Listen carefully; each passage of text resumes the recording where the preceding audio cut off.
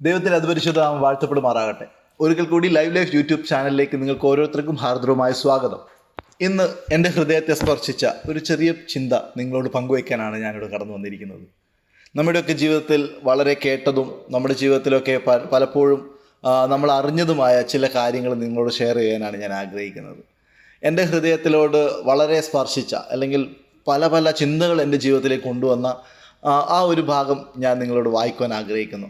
നമുക്കറിയാം, മത്തായിയുടെ സുവിശേഷം 10-ാം അധ്യായം അതിൻ്റെ 46-ാമത്തെ വാക്യത്തിലാണ്, 46 മുതലുള്ള വാക്യങ്ങളാണ് ഞാൻ സംസാരിക്കുവാൻ ആഗ്രഹിക്കുന്നത്. അവിടെ ഇപ്രകാരം പറയുന്നു. ബർത്തിമായ്ക്ക് കാഴ്ച ലഭിക്കുന്ന ഒരു ഭാഗമാണ് ഞാൻ വായിക്കുന്നു. അവർ യെരിഹോവിലെത്തി. പിന്നെ അവൻ ശിഷ്യന്മാരോടും കൂടിയ വലിയ ജനത്തോടും കൂടെ യെരിഹോവിൽ നിന്ന് പുറപ്പെടുമ്പോൾ തിമായുടെ മകനായ ഭർത്തിമായ എന്ന കുരുടൻ ഭിക്ഷ യാചിച്ചുകൊണ്ട് വഴിയരികിൽ ഇരുന്നിരുന്നു. അത് നസ്രയനായ യേശു ആണെന്ന് കേട്ടപ്പോൾ അവൻ, യേശുവേ, ദാവീദ് പുത്ര, എന്നോട് കരുണ തോന്നണമേ എന്ന് നിലവിളിച്ചു തുടങ്ങി. മിണ്ടാതിരിക്കുവാൻ പലരും അവനെ ശാസിച്ചിട്ടും, ദാവീദ് പുത്ര, എന്നോട് കരുണ തോന്നണമേ എന്ന് അവൻ കൂടുതൽ ഉച്ചത്തിൽ നിലവിളിച്ചു പറഞ്ഞു. അപ്പോൾ യേശു നിന്നു. അവനെ വിളിക്കുവിൻ എന്ന് പറഞ്ഞു. ധൈര്യപ്പെടുക, എഴുന്നേൽക്കുക, അവൻ നിന്നെ വിളിക്കുന്നു എന്ന് അവർ പറഞ്ഞു. അവർ കുരുടനെ വിളിച്ചു. അവൻ തൻ്റെ പുതപ്പ് ദൂരെ എറിഞ്ഞു ചാടി എഴുന്നേറ്റ് യേശുവിൻ്റെ അടുക്കൽ വന്നു. യേശു അവനോട്, ഞാൻ നിനക്ക് എന്തു ചെയ്തു തരണമെന്ന് നിശ്ചയിക്കുന്നു എന്ന് ചോദിച്ചതിന്, റഭൂനി, എനിക്ക് കാഴ്ച പ്രാപിക്കണമെന്ന് കുരുടൻ അവനോട് പറഞ്ഞു. യേശു അവനോട്, പോകാ, നിന്റെ വിശ്വാസം നിന്നെ രക്ഷിച്ചിരിക്കുന്നു എന്ന് പറഞ്ഞു. ഉടനെ അവന് കാഴ്ച പ്രാപിച്ചു. യാത്രയിൽ അവൻ യേശുവിനെ അനുഗമിച്ചു. നമുക്കെല്ലാവർക്കും അറിയുന്ന കാര്യമാണല്ലേ, യേശുവിൻ്റെ ഒരു വാക്കുകൊണ്ട് സൗഖ്യമായ കുരുടൻ. ബർത്തിമായെക്കുറിച്ച് പലരും പ്രസംഗിച്ചിട്ടുണ്ട്, പലയിടങ്ങളിൽ നമ്മൾ കേട്ടിട്ടുണ്ട്. സൺഡേ സ്കൂളുകൾ മുതൽ നമ്മൾ കേട്ട് വളർന്ന ഒരു കാര്യം തന്നെയാണല്ലേ ബർത്തിമായെക്കുറിച്ചുള്ള ഈ കാര്യം. ഞാനിവിടെ പറയാൻ ആഗ്രഹിക്കുന്ന ഈ ഒരു ചിന്ത, ചെറിയൊരു ചിന്ത ഞാൻ നിങ്ങളോട് പങ്കുവച്ചിട്ട് ഞാൻ പോകാനാണ് ആഗ്രഹിക്കുന്നത്. പലപ്പോഴും നമ്മുടെ ജീവിതവുമായി തുലനം ചെയ്ത് നോക്കുമ്പോൾ വളരെ ബന്ധപ്പെട്ടിരിക്കുന്ന ഒരു ഒരു ഒരു ഒരു ഒരു ചില കാര്യങ്ങളാണ് ഞാൻ നിങ്ങളോട് ഷെയർ ചെയ്യാൻ ആഗ്രഹിക്കുന്നത്. നമുക്കറിയാം, ബർത്തിമായി അവിടെ യേശുക്രിസ്തു ആണെന്ന് അറിഞ്ഞ സമയത്ത് ബർത്തിമായി പറയുകയാണ്, ദാവീദ് പുത്ര, എന്നോട് കരുണ തോന്നണമേ. ബർത്തിമായി വിളിച്ച സമയത്ത് നമ്മൾ ഇതിൻ്റെയൊക്കെ പശ്ചാത്തലങ്ങളൊക്കെ എന്താണ് ബർത്തിമായി അങ്ങനെ വിളിക്കാൻ കാരണം എന്നൊക്കെയുള്ള ചിന്തകളൊക്കെ പലരും പ്രസംഗിച്ചതായിട്ട് നമുക്ക് കേട്ടിട്ടുണ്ടല്ലേ. പലരും പ്രസംഗിച്ചതൊക്കെ നമുക്കറിയാം, അല്ലെങ്കിൽ ബൈബിളിൻ്റെ പശ്ചാത്തലങ്ങൾ പഠിക്കുമ്പോൾ അതൊക്കെ വളരെ വ്യക്തമായിട്ട് നമുക്കറിയാവുന്ന കാര്യങ്ങളാണ്.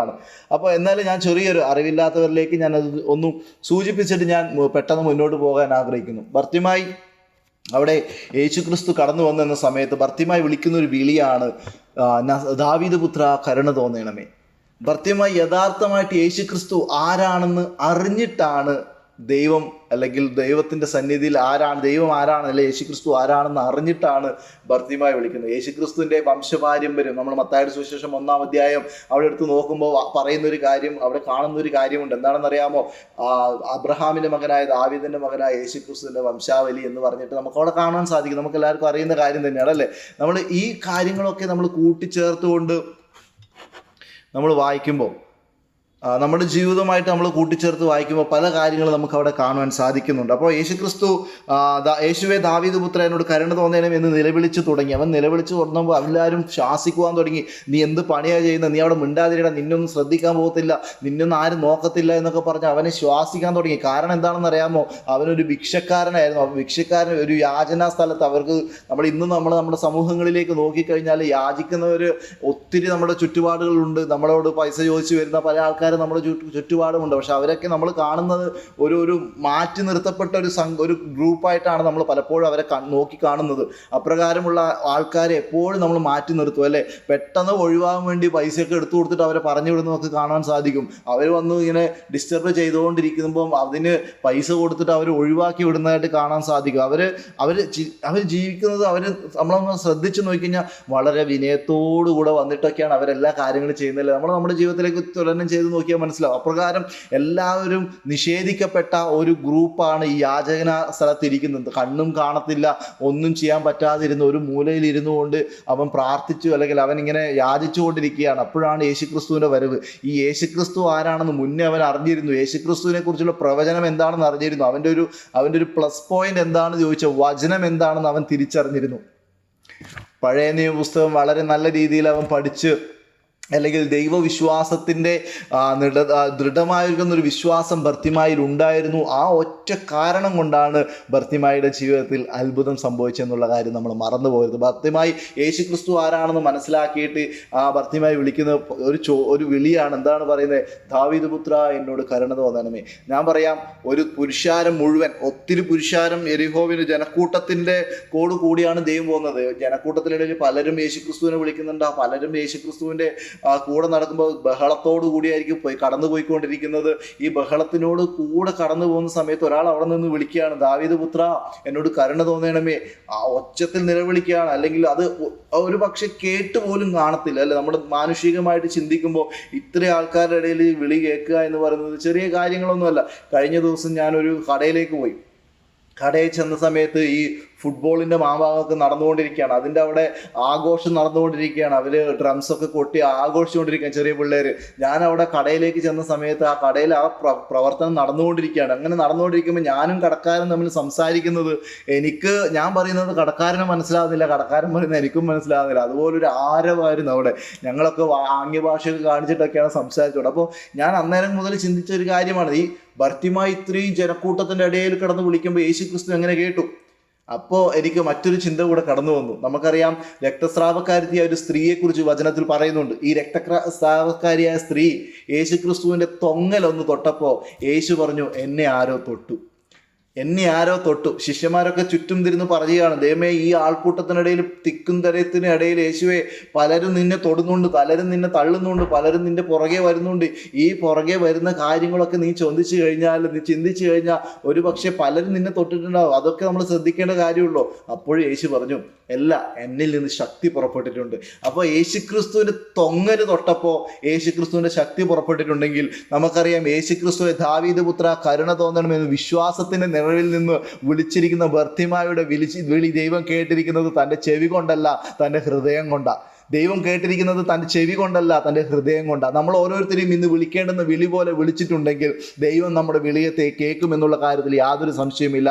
പലപ്പോഴും നമ്മളെ വിളികളെ കേൾക്കുന്നില്ല, നല്ല നിലവിളികളെ കേൾക്കുന്നില്ല, നമ്മുടെ പ്രാർത്ഥനയ്ക്ക് മറുപടി നൽകുന്നില്ല. ഞാൻ ദിനം പ്രതി വിളിച്ചുകൊണ്ടേയിരിക്കുന്നു. ഒരു പക്ഷേ നമ്മുടെ ചുറ്റുപാടുകൾ, ആൾക്കൂട്ടം, നമ്മുടെ കൂട്ടത്തിൽ ഒത്തിരി ആളുകളുടെ ഇടയിൽ പാർക്കുന്നവരായിരിക്കാം നമ്മൾ.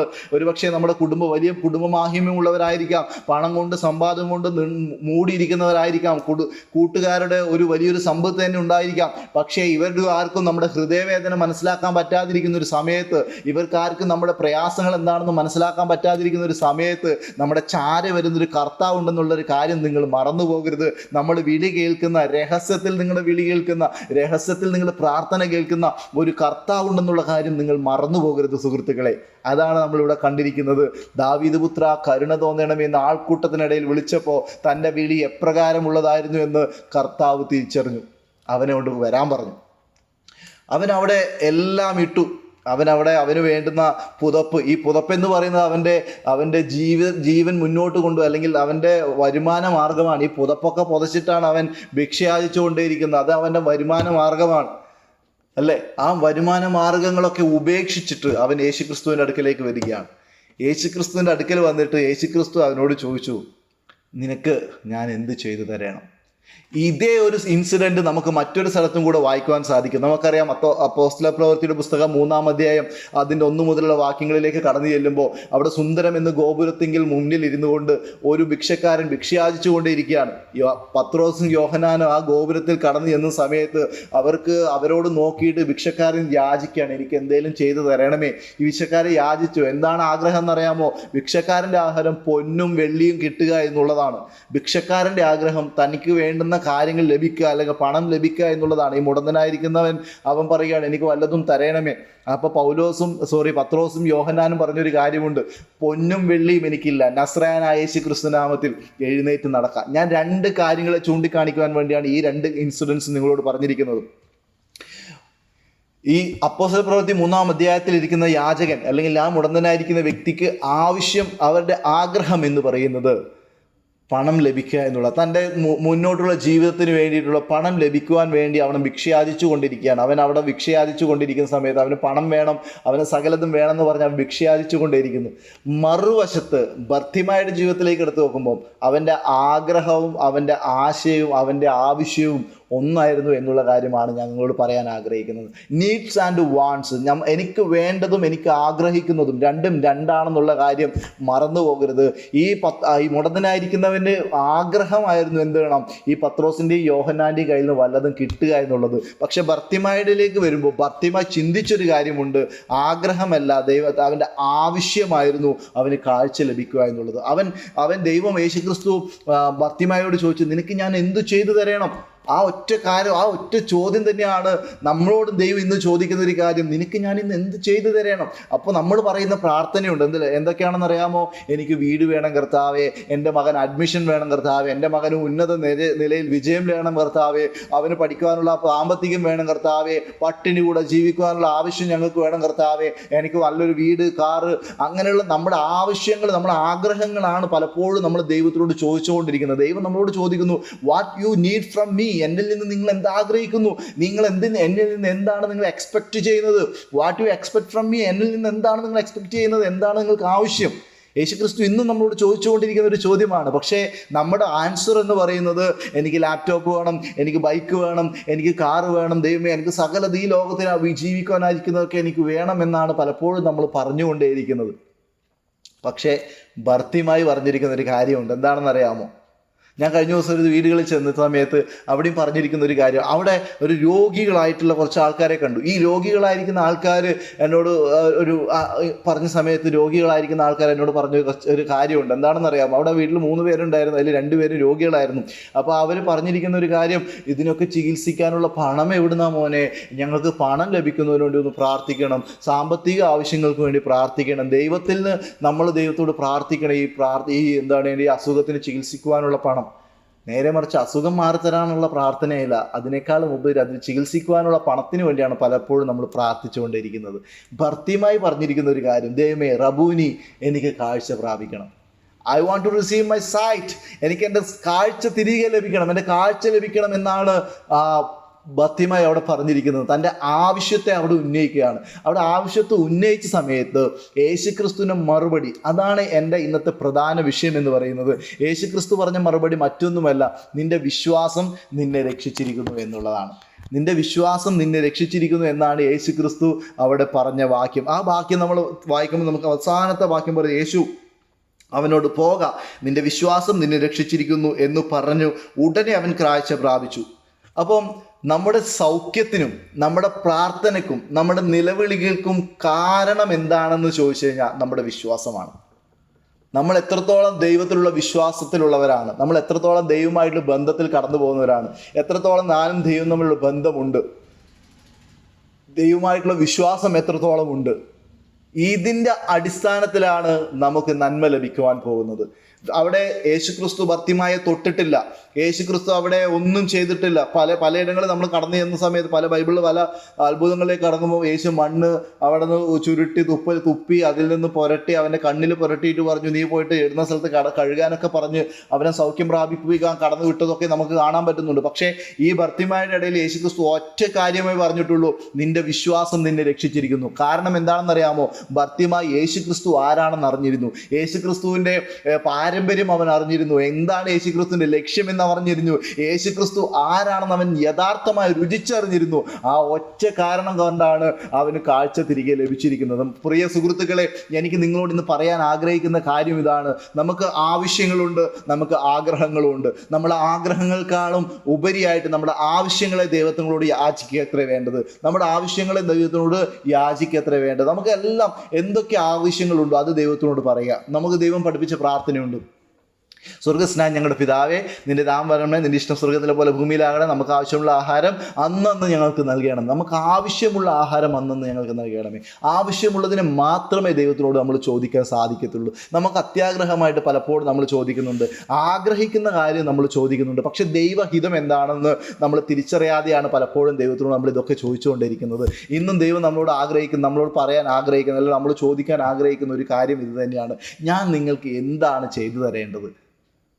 ഞാൻ ദൈവവിശ്വാസിയാണെങ്കിൽ, ഞാനൊരു ദൈവത്തിൻ്റെ പൈതലാണെങ്കിൽ ഞാൻ ദൈവത്തിനോട് ആവശ്യപ്പെടേണ്ടത്, ദൈവമേ എൻ്റെ ആവശ്യങ്ങൾ ഇതൊക്കെയാണ്, അത് ദൈവത്തിൻ്റെ ഹിതപ്രകാരമാണെങ്കിൽ അതെനിക്ക് നൽകി തരണമേ.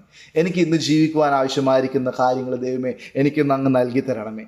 എൻ്റെ ജീവിതത്തിൽ പലപ്പോഴും ഞാൻ പല എനിക്ക് ആഗ്രഹങ്ങളുണ്ട്. എൻ്റെ മകൻ ഇന്ന രീതിയിൽ എത്തിച്ചേരണം, എൻ്റെ മകൻ ഉന്നതങ്ങളിലേക്ക് എത്തണം, എൻ്റെ മകൻ MBBS പാസ്സാകണം, എൻ്റെ മകൻ എഞ്ചിനീയർ ആകണം, എൻ്റെ മകൻ ഇത്രത് വേണം, അല്ലെങ്കിൽ എനിക്ക് ഇത്ര രണ്ട് നല്ല വീടുകൾ വേണം, എനിക്ക് കാറ് വേണം, എനിക്ക് ബൈക്ക് വേണം. ഇങ്ങനെയൊക്കെ പലതരത്തിലുള്ള ചിന്തകൾ ഒരു പക്ഷേ നമ്മുടെ ജീവിതത്തിലേക്ക് ഉണ്ടായിരിക്കാം, ആഗ്രഹങ്ങൾ നമ്മളുണ്ടായിരിക്കാം. പക്ഷേ എനിക്ക് നാളെ ജീവിക്കാൻ, ദൈവമേ എനിക്ക് ഇന്ന് ജീവിക്കാൻ ആവശ്യമായിരിക്കുന്ന വസ്ത്രം, എനിക്ക് ജീവിക്കാൻ ആവശ്യമായിരിക്കുന്ന വെള്ളം, അല്ല എനിക്ക് ജീവിക്കുവാൻ ആവശ്യമായിരിക്കുന്ന ഭക്ഷണം, എനിക്ക് ജീവിക്കുവാൻ ആവശ്യമായിരിക്കുന്ന യാത്രക്കുള്ള സൗകര്യങ്ങൾ, കർത്താവ് ഇത് മാത്രം എനിക്ക് നൽകി തരണം. അതിന് ഉപരിയായിട്ടൊന്നും വേണ്ട. നമ്മുടെ ആഗ്രഹങ്ങളെ ദൈവത്തോട് ചോദിക്കുമ്പോൾ, നമ്മുടെ ആഗ്രഹങ്ങളെക്കാളും അപ്പുറമായിട്ട് നമ്മുടെ ആവശ്യങ്ങളെ ദൈവത്തിനോട് പറയുമ്പോഴാണ് ദൈവം അത് ചെയ്തു തരുന്നത്. പക്ഷെ എങ്ങനെ ചോദിക്കണം എന്നുള്ളതാണ് ഇന്നത്തെ പ്രധാനമായിട്ടുള്ള ഇമ്പോർട്ടൻ്റ് ആയിട്ടുള്ള കാര്യം. ഒന്നാമത്തെ കാര്യം ബർത്തിമായോട് പറഞ്ഞത്, നിന്റെ വിശ്വാസം നിന്നെ രക്ഷിച്ചിരിക്കുന്നു. നിന്റെ വിശ്വാസമാണ് നിന്നെ രക്ഷിച്ചിരിക്കുന്നത്. വിശ്വാസിച്ച് ദൈവത്തോട് ചോദിച്ചെങ്കിൽ മാത്രമേ ദൈവം മറുപടി നൽകത്തുള്ളൂ. അപ്രകാരം നിങ്ങളുടെ വിശ്വാസത്തെ ദൃഢപ്പെടുത്തിക്കൊണ്ട്, നിങ്ങളുടെ വിശ്വാസത്തെ ഊർജിതമാക്കിക്കൊണ്ട്, വിശ്വാസത്തെ ഉയർത്തിക്കൊണ്ട്, ദൈവത്തിനുള്ള ഒരു പൊട്ടനെ പോലെ ദൈവത്തിന് വിശ്വാസി, ഞാൻ ഇന്ന് പ്രാർത്ഥിച്ചു കഴിഞ്ഞാൽ എൻ്റെ ജീവിതത്തിൽ വലിയവ ചെയ്യും എന്നുള്ളൊരു വിശ്വാസത്തിൽ ദൈവസന്നിധിയിലേക്ക് കടന്നു ചെല്ലുവാൻ നിങ്ങൾ തയ്യാറാകുക. അപ്രകാരം മുന്നേറുമ്പോൾ ദൈവം നിങ്ങളുടെ ജീവിതത്തിൽ വലിയവ ചെയ്യും എന്നുള്ള കാര്യത്തിൽ യാതൊരു സംശയമില്ല. അപ്രകാരം ദൈവത്തിങ്കിലേക്ക് നിങ്ങളുടെ ആവശ്യങ്ങളെ അറിയിക്കുവാൻ ദൈവസന്നിധിയിൽ മുട്ടുമടക്കുവാൻ നിങ്ങൾ തയ്യാറാകുക. നിങ്ങളുടെ ആവശ്യങ്ങൾക്കുള്ള മറുപടി ദൈവം നൽകി തരും. ഈ വചനങ്ങളാൽ ദൈവം നിങ്ങൾ ഓരോരുത്തരെയും അനുഗ്രഹിക്കുമാറാകട്ടെ.